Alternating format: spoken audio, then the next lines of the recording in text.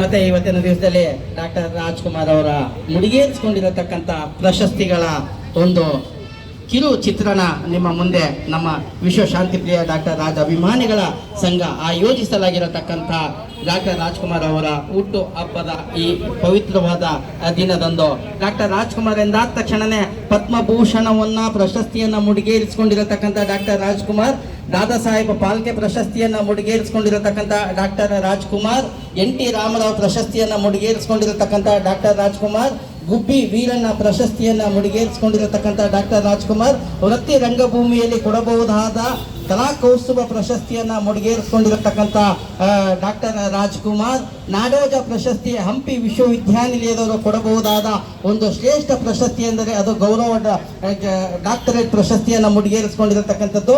ಮತ್ತೆ ನಾಡೋಜ ಪ್ರಶಸ್ತಿಯನ್ನ ಮುಡಿಗೇರಿಸಿಕೊಂಡಿರತಕ್ಕಂಥ ಡಾಕ್ಟರ್ ರಾಜ್ಕುಮಾರ್. ಮತ್ತೆ ಡಾಕ್ಟರ್ ರಾಜ್ಕುಮಾರ್ ಅವರು 1976ನೇ ಇಸ್ವಿ ಫೆಬ್ರವರಿ 8ನೇ ತಾರೀಕು ಮೈಸೂರು ವಿಶ್ವವಿದ್ಯಾನಿಲಯದವರು ಕೊಡಬಹುದಾದ ಗೌರವ ಡಾಕ್ಟರೇಟ್ ಪ್ರಶಸ್ತಿಯನ್ನ ಮುಡಿಗೇರಿಸಿಕೊಂಡಿರತಕ್ಕಂಥದ್ದು. ಇಡೀ ಭಾರತದ ಚಲನಚಿತ್ರರಂಗದಲ್ಲಿ ಮೊಟ್ಟ ಮೊದಲ ಗೌರವ ಡಾಕ್ಟರೇಟ್ ಪ್ರಶಸ್ತಿಯನ್ನ ಮುಡಿಗೇರಿಸಿಕೊಂಡಿರತಕ್ಕಂಥ ಒಂದು ಹೆಸರು ಅಂತಂದ್ರೆ ಅದು ಹೊರನಟ ಡಾಕ್ಟರ್ ರಾಜ್ಕುಮಾರ್ ಅವರು ಮೈಸೂರು ವಿಶ್ವವಿದ್ಯಾನಿಲಯದಲ್ಲಿ ಕೊಟ್ಟಿರತಕ್ಕಂಥದ್ದು 1976 ಫೆಬ್ರವರಿ 8ನೇ ತಾರೀಕು. ಅದು ಇವತ್ತಿನ ದಿವಸದಲ್ಲಿ ನಾವು ನೆನಪಿಸ್ಕೊಳ್ಬೇಕಾಗಿರತಕ್ಕಂಥದ್ದು.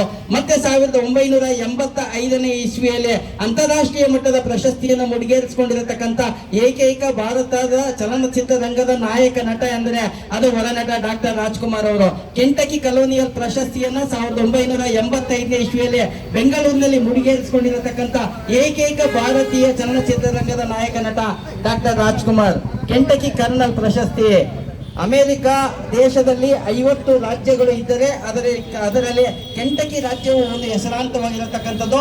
ಕೆಂಟಕಿ ಕರ್ನಲ್ ಅಂತ ಆ ಗವರ್ನರ್ ಕೊಡಬಹುದಾದ ಒಂದು ಅತ್ಯುನ್ನತ ಶ್ರೇಷ್ಠ ಪ್ರಶಸ್ತಿ ಎಂದರೆ ಅದು ಕೆಂಟಕಿ ಕರ್ನಲ್ ಪ್ರಶಸ್ತಿ.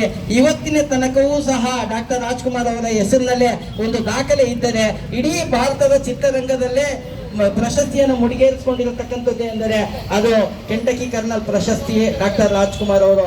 ಮತ್ತೆ 50 ವರ್ಷಗಳ ಕಾಲ ಪರಿಪೂರ್ಣವಾಗಿ ನಾಯಕ ನಟನು ದಿನದಿಂದ ದಿನಕ್ಕೆ ಬಹುಬೇಡಿಕೆಯ ನಾಯಕ ನಟನಾಗಿ ಯಾರಾದರೂ ಇದ್ದರೆ ಇಡೀ ಪ್ರಪಂಚದಲ್ಲಿ ಅದು ಹೊರನಟ ಡಾಕ್ಟರ್ ರಾಜ್ಕುಮಾರ್ ಅವರ ಹೆಸರಿಗೆ ಇರತಕ್ಕಂಥದ್ದು.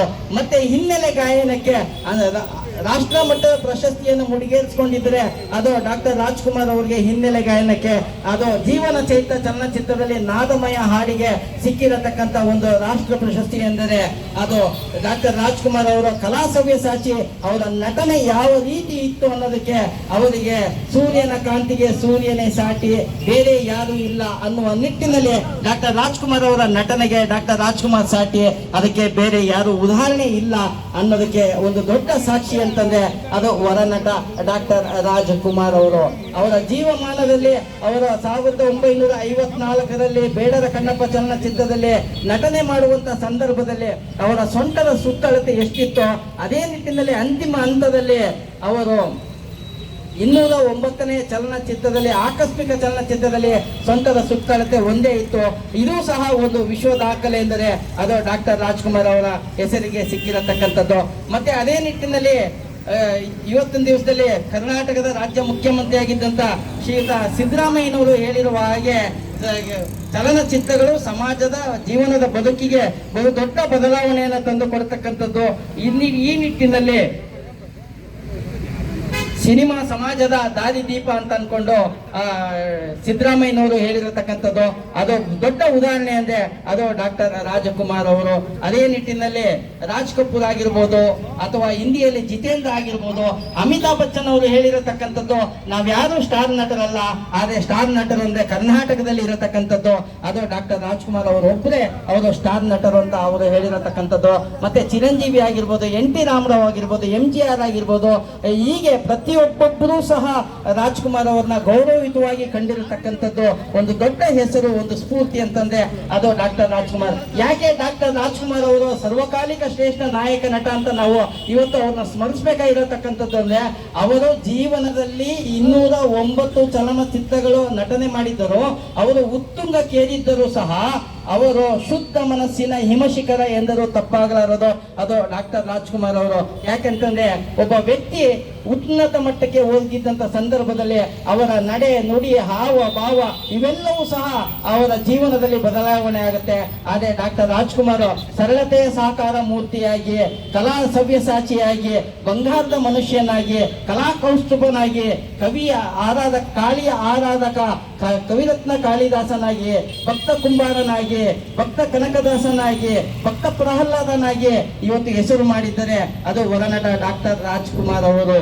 ಒಬ್ಬ ವ್ಯಕ್ತಿ ನಾಯಕ ನಟ ಆರಂಭದಲ್ಲಿ 1954ರಲ್ಲಿ ಬೇಡರ ಕಣ್ಣಪ್ಪ ಚಲನಚಿತ್ರದಲ್ಲಿ ನಟನೆ ಮಾಡಿ 209 ಚಲನಚಿತ್ರಗಳಲ್ಲಿ ನಾಯಕ ನಟನಾಗಿ ನಟನೆ ಮಾಡಿ ಇಡೀ ವಿಶ್ವದಲ್ಲಿ ಬಹುಬೇಡಿಕೆಯ ನಾಯಕ ನಟ ಯಾರಾದ್ರೂ ಇದ್ದರೆ ಅದು ಹೊರನಟ ಡಾಕ್ಟರ್ ರಾಜ್ಕುಮಾರ್ ಅವರಿಗೆ ಸಿಕ್ಕಿರತಕ್ಕಂತ ಒಂದು ಪ್ರಾಶಸ್ತ್ಯ. ಮತ್ತೆ ಅವರು ಕಾಲವಾಗಿ 20 ವರ್ಷ ಆದ್ರೂ ಸಹ ಇವತ್ತಿನ ತನಕನೂ ಸಹ ರಾಜ್ಯ ಸರ್ಕಾರ ಆಗಿರ್ಬೋದು, ಕೇಂದ್ರ ಸರ್ಕಾರ ಆಗಿರ್ಬೋದು ಅವರನ್ನ ಸ್ಮರಿಸುತ್ತಾ ಬಂದಿದ್ದಾರೆ. ಹಂತವಾಗಿ ಅವರನ್ನು ದಿನದಿಂದ ದಿನಕ್ಕೆ ಅವರ ಹೆಸರು ಮೆಚ್ಚುತ್ತಲೇ ಇದ್ದರೆ ಅದಕ್ಕೆ ಡಾಕ್ಟರ್ ರಾಜ್ಕುಮಾರ್ ಅವರು ನಟನೆ ಕೊಡುಗೆ ಇವತ್ತಿನ ದಿವಸದಲ್ಲಿ ನಾವು ಸ್ಮರಿಸಬೇಕಾಗಿರತಕ್ಕಂಥದ್ದು.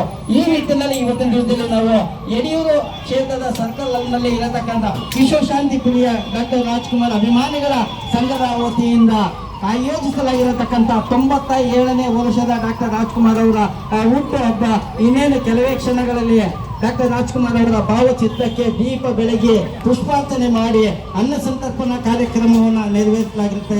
ಈ ನಿಟ್ಟಿನಲ್ಲಿ ತಾವೆಲ್ಲರೂ ಇಲ್ಲಿರತಕ್ಕಂಥ ಎಲ್ಲ ಕನ್ನಡ ಅಭಿಮಾನಿಗಳು ಮತ್ತೆ ಡಾಕ್ಟರ್ ರಾಜ್ ಅಭಿಮಾನಿಗಳು ದಯವಿಟ್ಟು ಎಲ್ಲರೂ ಸಹ ಈ ಕಾರ್ಯಕ್ರಮದಲ್ಲಿ ಸ್ವಯಂ ಪ್ರೇರಿತರಾಗಿ ಭಾಗವಹಿಸಬೇಕಾಗಿ ಒಂದು ವಿನಂತಿ. ನಮ್ಮ ವಿಶ್ವಶಾಂತಿ ಪ್ರಿಯ ಡಾಕ್ಟರ್ ರಾಜ್ ಅಭಿಮಾನಿಗಳ ಸಂಘದ ವತಿಯಿಂದ ಒಂದು ಕಳಕಳೆಯ ಮನವಿ.